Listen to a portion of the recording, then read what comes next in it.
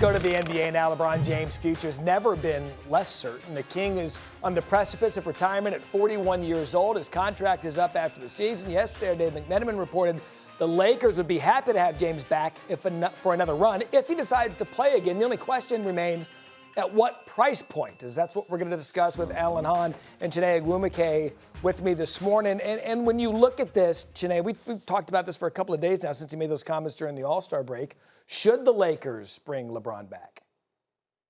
First of all, hi, Get Up family. And if we're going to talk about eye candy, it's over here. Let's be real. Well, I can't say that. I'll get in trouble. Yeah, can confirm. No, I'll confirm that for you. You know what? Well, now you'll get in trouble. Thank you. I accept that. Going back to LeBron James, you know what's fascinating?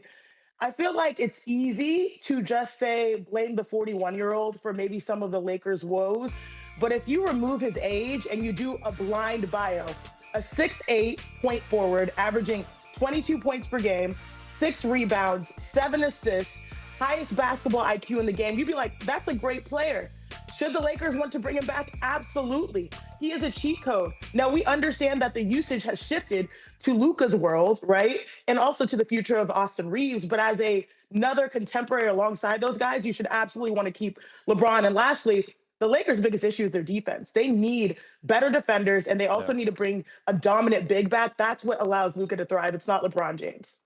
Chiney, everything you said I agree with because, again, the numbers are there, 22, 5, and 7. He is the second. He takes the second most shots on the team.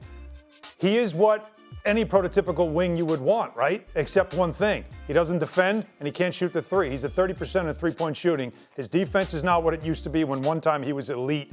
He's not that now. So when you have Luka and you try to build a team around him like they did a couple of years ago in Dallas and got to the finals, what did they have? Bouncy bigs and 3-and-D wings that were around him.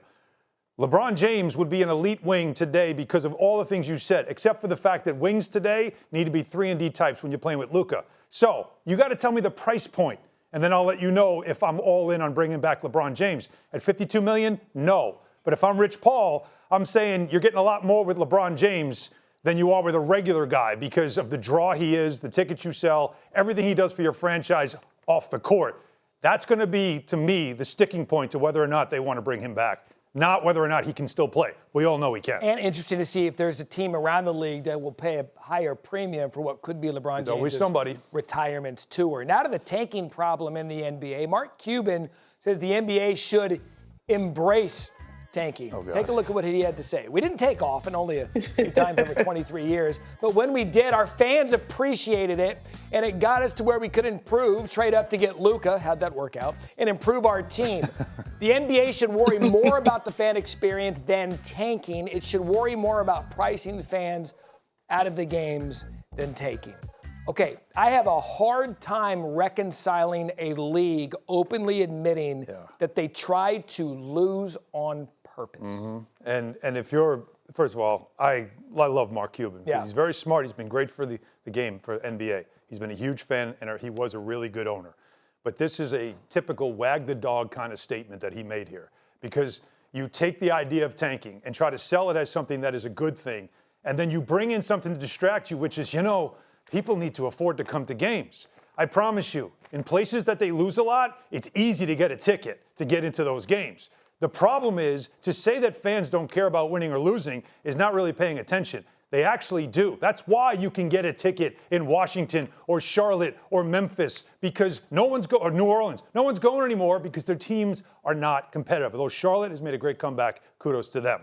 But I also don't like the idea of normalizing losing as a strategy. I understand it has worked for some teams, but it hasn't worked for all. Atlanta won the lottery. The number one pick, or the consensus first pick, said, I don't want to play for you. So they had to take the next best guy. It was not a strong draft year. Right. And last but not least, Adam Silver has talked a lot about moving to Europe and wanting to expand the league to Europe. In Europe, if you're bad, you're relegated. They don't celebrate losing there the way the NBA is trying to celebrate it. You know what's kind of funny? The buzzword of the first half of the NBA season was ethical basketball. And then here we are talking after All-Star break about the tanking Olympics. Now, this is the truth when it comes to Mark Cuban. Some places he's right and some places I disagree with. And where he is right is that fans are smart. and they have access to more information than ever before. They can understand playing the long game to benefit their franchise. Where he's wrong is that there should still be an expectation for players to play because the fans give their hard-earned money to see as such. And the fact that the NBA is trying to find ways to curb teams from dancing that fine line, like we witnessed with the Utah Jazz, that's what they have to do. They have to put the hammer down.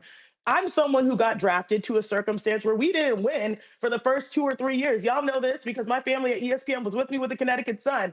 It was ethical that we were losing, but we also got the top draft picks. The biggest issue is that it is hard for teams that lose to get that top pick.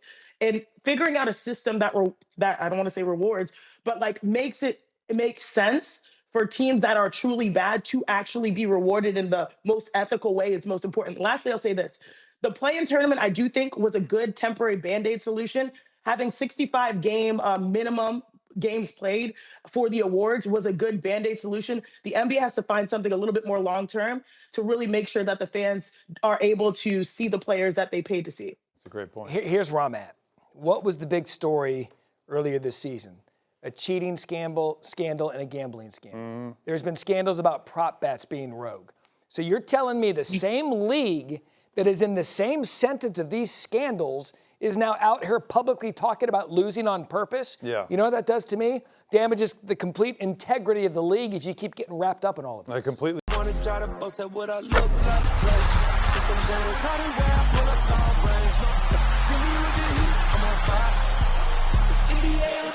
NBA